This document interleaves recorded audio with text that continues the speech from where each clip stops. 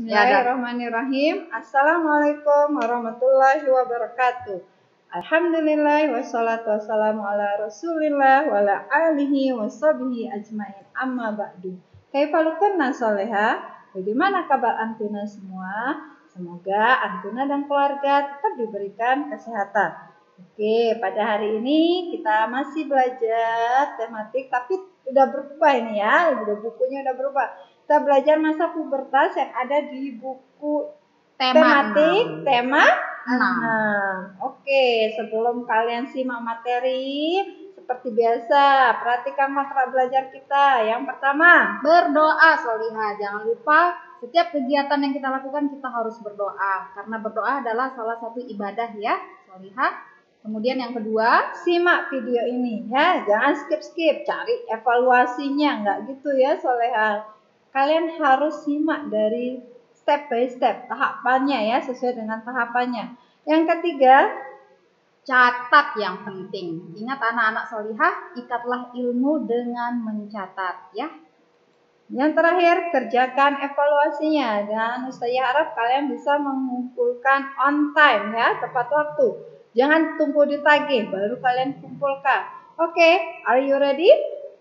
Nah, sebelum kita masuk ke materi, apa sih yang kita pelajari hari ini?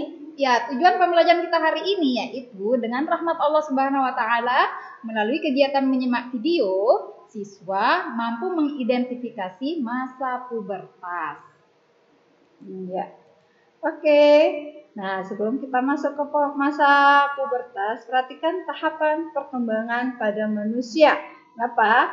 Karena di salah satu tahapan ini itulah yang masuk di kawasan masa pubertas. Nah, ini ada gambar nih, soleha. Gambar yang pertama ini itu batita. Iya, tahapan bayi anak 0 sampai dengan 3 tahun. Kemudian ada balita. Ini balita ya, saya yang cari. Nah, bayi 5 tahun. Oke, selanjutnya ada masa remaja. Nah, tahapan masa remaja. Anak-anak. Remaja atau anak-anak? Kita lihat. Ini adalah masa anak-anak ya. Ini kurang lebih di bawah 5 sampai 10 tahun masa anak-anak. Kemudian ada namanya masa remaja. Masa remaja. Ini kira-kira usianya ini antara 10 sampai 18 tahun ya, soleha. Kemudian ada dewasa atau 17 tahun ke atas ini ya, sebelum 50. Nah, inilah yang disebut dengan masa dewasa. Udah siap kerja ini, makanya bawa koper ini saya gambarnya. Betul. Oke, selanjutnya ada lansia atau lanjut usia. Kalau udah 50 tahun ke atas sudah lansia. Ya. Oke, itu tahapan perkembangan. Nah, perhatikan yang Ustazah lingkari yang beri kotak warna hijau ini masa remaja. Pasti kaitannya perkembangan dengan masa pubertas ini. Oke, kita simak. Ya, di sini masa remaja adalah masa penyesuaian dari masa awal anak-anak hingga masa awal dewasa. Jadi peralihan ya Ustazah ya? Iya, peralihan. Sehingga masa remaja ini kira-kira masuk pada usia 10 hingga 12 tahun. Masa remaja berakhir kira-kira pada usia 18 hingga 22 tahun. Tergantung hormon manusia itu sendiri ya. Berbeda-beda ya. Tetapi kalau udah dia masuk usia 10 atau 12 tahun itu udah masuk kelompok masa remaja. Nah, perhatikan, Antuna udah masuk masa remaja belum? Insyaallah sudah masuk ya kayaknya ya. Udah kelas 6, kira-kira usianya udah berapa tahun usia? Kira-kira 12 tahun. Oke, berarti sudah masuk masa remaja. Nah, sekarang kita masuk ke inti materi kita yaitu tentang masa pubertas. Masa pubertas atau dalam istilah Islam itu disebut dengan apa Ustazah? Balik ya biasanya. Balik ya, di mana seseorang yang telah diberikan hukum syariat sesuai syariat untuk diamalkan. Ya, masa balik lah ya. Masa remaja adalah masa memasuki pubertas. Nah, pubertas ini adalah masa ketika seorang anak mengalami perubahan fisik, kemudian ada perubahan pola pikir, dan pematangan fungsi reproduksi. Ya, dari kata kuncinya ini ada fisiknya udah mulai berubah kalau udah remaja. Kemudian pola pikir nggak seperti anak-anak yang 1 tahun, 3 tahun yang masih mainnya suka. Ya, tahu sendiri kan Soleha ya. Kemudian ada pematangan lebih bersifat udah agak menuju kedewasaan ya. Kemudian masa pubertas ini adanya perubahan yang dipengaruhi oleh hormon ya. Ya Soleha ya, di tubuh kita itu ada hormon. Nah, itu yang mempengaruhi masa pubertas tersebut. Oke, selanjutnya ada masa pubertas setiap anak berbeda, tetapi pada umumnya dimulai saat berusia 10 sampai 13 tahun dan berakhir kurang di usia 15 hingga 16 tahun. Berarti kalau udah masuk ya kira-kira seperti ini ya, masuk 10 tahun udah mungkin pubertas. Nah, ciri-cirinya ada 2 di sini. Yaitu yang pertama ada perubahan utama atau perubahan primer. Apa itu perubahan utama atau primer? Yaitu terjadi di dalam tubuh sehingga ciri-cirinya tidak tampak pada tubuh. Kemudian yang kedua, perubahan fisik atau sekunder di mana terjadinya di luar tubuh sehingga ciri-cirinya dapat kita amati. Ya, udah paham ya, ada perbedaannya antara perubahan primer dan perubahan sekunder. Kalau primer itu ada di dalam, jadinya tidak tampak ya. Kemudian sekunder itu adanya di luar sehingga kita bisa melihat ya seperti sekarang saya sudah begitu kalian masuk tatap muka saja udah lihat udah beda-beda ya tubuhnya ya udah besar sampai ada yang nggak muat seragamnya. Oke, nah sekarang kita bahas tentang ciri masa pubertas pada laki-laki ya. Apa sih? Yang pertama itu perubahan primernya yaitu ditandai dengan terjadinya mimpi basah atau diproduksinya sel sperma ya Ustazah ya. Ingat ya, kalau laki-laki itu dia menghasilkan yang namanya sel sperma. Oke, selanjutnya ada perubahan fisik atau sekunder. Ya, apa sih? Nah, ini bisa kita amati, bisa kita lihat. Yang pertama, tumbuhnya rambut di area ketiak dan kemaluan kalian. Nah, kalian bisa perhatikan ya. Bulu-bulu halus ya. Selanjutnya, kemudian tumbuh kumis dan jakun. Nah, jakun itu ada di leher ya, Soleha ya. Selanjutnya, dada terlihat bidang.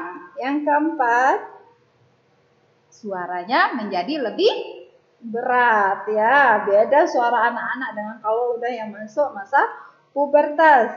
Kemudian, kulit berminyak dan berjerawat. Yaitu pada laki-laki ya. Kita lihat pada perempuan. Nah, Antuna perhatikan ciri-ciri fisik Antuna ya.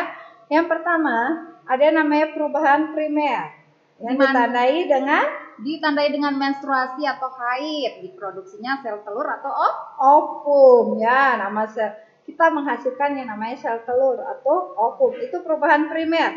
Kemudian ada perubahan sekunder atau perubahan fisiknya. Bisa kalian amati tubuh kalian. Yang pertama, tumbuhnya rambut di area ketiak dan kemaluan sama seperti laki-laki tadi ya Ustazah ya. Iya, yang kedua, kemudian payudara mulai membesar. Kalau laki-laki itu tidak membesar payudaranya, tapi perempuan yang membesar ya Ustazah. Nah, kalau udah besar nih payudaranya, Soleha perhatikan, ingat pakai mini set. Kalau bisa pakai dalaman lagi biar ketutup ya, tidak terlihat ya, tidak menonjol. Ya. Selanjutnya, pinggul melebar ya, agak lebar ya. Udah besar nih pinggulnya nih. Jadinya kalau bisa kalian pakai pakaian yang longgar, yang lebar, biar tidak terlihat pinggul-pinggul kalian. Kemudian ya, kulit berminyak dan berjerawat. Ini hampir sama dengan laki-laki. Jadinya jangan kalian khawatir. Kok muka anak berjerawat terus saya kok berminyak? Nah, itulah ciri-ciri masa pubertas ya. Soalnya nggak apa-apa, diamkan aja. Bukan karena kalian salah make up, kecuali kalau kalian mungkin udah belajar mengenal make up, udah nggak usah nak ya. Karena kulit kalian ini itu emang awalnya akan berminyak atau berjerawat. Diamkan saja Soleha, nanti akan hilang sendiri.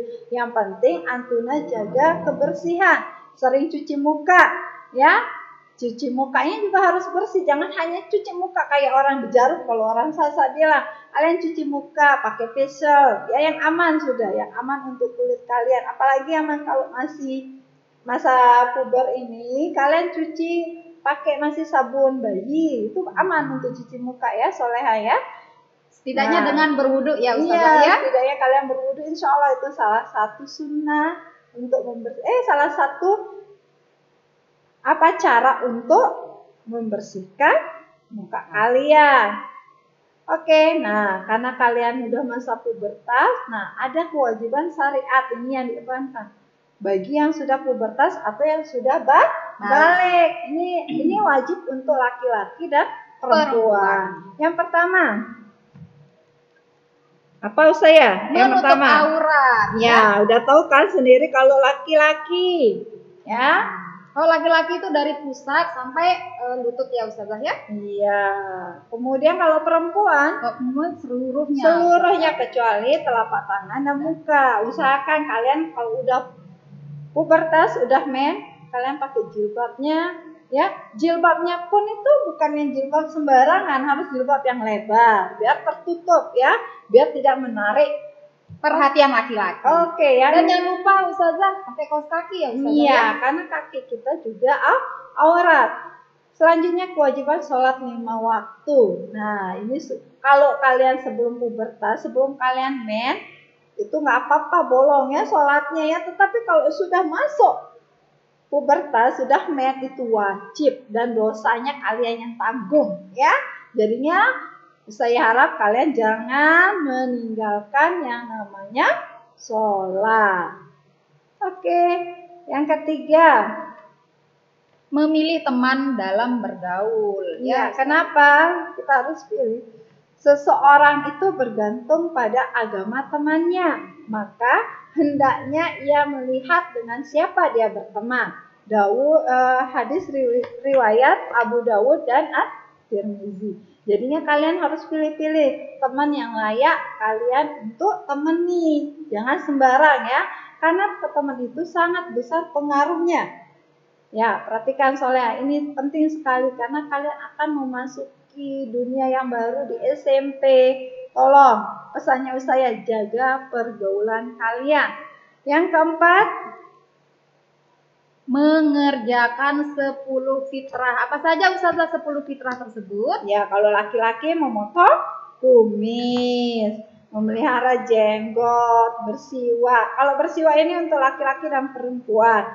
Istinsya atau menghirup air ke dalam hidung. Memotong kuku, membasuh persendian jari tangan, mencabut bulu ketiak, mencukur bulu kemaluan, apalagi saya istinja ya, atau cebok dengan air, jangan pakai tisu. Kemudian apalagi ya, intinya itu syariat itu 10 syariat itu ada penjelasannya di tematik halaman 14. Silakan Antuna baca ya, karena sudah ini kewajiban yang harus Antuna kerjakan. Oke. Nah, apa sih yang dilakukan kalau udah masuk masa pubertas? Ini secara umum ya. Kalau tadi itu yang pertama, menjaga kebersihan badan, Solihah ya. Iya, sering-sering ganti pakaian dalam kalian ya. Minimal 2 kali sehari ya. Karena apa? Karena di sana kalau udah masa pubertas itu sering kalian ketemukan yang namanya keputihan juga. Nah, itu kalau nggak sering-sering gonta-ganti itu bisa menjadi bakteri yang jahat. Ya, sarang kuman. Selanjutnya, menjaga gaya hidup sehat. Iya, apalagi kita sudah saat ini masuk new normal. Nah, ingat, terapkan protokol kesehatan, itu salah satu menjaga gaya hidup sehat kita. Dan makanan juga sepertinya harus kalian udah mulai jaga makanannya ya. Oke, selanjutnya adalah dengan menjaga kebersihan pergaulan. Apa maksudnya Ustazah? Ini hampir seperti 10 syariat yang diembankan tadi kewajiban kita, yaitu menjaga pergaulan. Intinya kalian bergaul dengan teman yang akhlaknya baik ya, soleha, karena pengaruh teman itu sangat besar. Oke, itu yang harus kita lakukan kalau udah masuk masa pubertas. Nah, sekarang kita masuk ke sesi cara menjaga organ reproduksi. Ya, ada beberapa cara ya yang akan ditampilkan. Yang pertama, Menggunakan pakaian dalam yang terbuat dari kain katun. Jadi jangan, supaya dia lebih adem ya Ustazah ya. Selain adem juga cepat menyerap. Iya betul. Iya. Itu kemudian Mengganti pembalut sampai 4 kali sehari ketika menstruasi. kenapa? Karena kalau kita nggak ganti itu bisa menjadi bakteri di sana sarangnya ya. Soalnya sering-sering ganti supaya lebih higienis ya, lebih bersih. Selanjutnya, Mengganti pakaian dalam minimal 2 kali sehari Ya. seperti yang sudah Ustazah sampaikan tadi ya. ya, yang terakhir Adalah membersihkan dan mengeringkan organ reproduksi kita ketika selesai buang hajat. semua ini yang poin kedua, tiga, keempat sudah ada di kewajiban yang diembankan tadi ya, yang ada di buku paket tematik halaman 13 sampai dengan 14 ya. Coba Antuna baca. Oke, sebelum kita tutup seperti biasa evaluasinya apa saja nih? Yang pertama, Catat informasi penting yang ada di video ini. Apabila kalian tidak mengerti, kalian catat ya, supaya kalian bisa mengikat ilmu yang ada di video ini. karena di buku paket tuh banyak, jadinya asalnya kalian mencatat apa yang ada di video ini. Yang kedua, Kemudian kerjakan latihan di buku paket tematik halaman 17 sampai 18. Dan kemudian ada pilihan gandanya Ustazah ya, halaman 33 sampai 34. ini semuanya pilihan ganda ya, di halaman 17 sampai 18 pilihan ganda juga ya soalnya. Begitu juga di halaman 33 sampai 34. Kurang kalau nggak salah totalnya itu jadinya 20 nomor ya. Kalian kerjakan pilihan ganda, kerjakan di buku paket.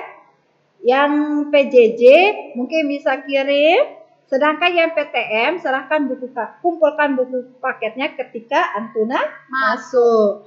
Ya, sebelum kita tutup videonya, nah ada yang perlu kalian ingat. Yang pertama, Sholat di awal waktu Nah. selalu ya.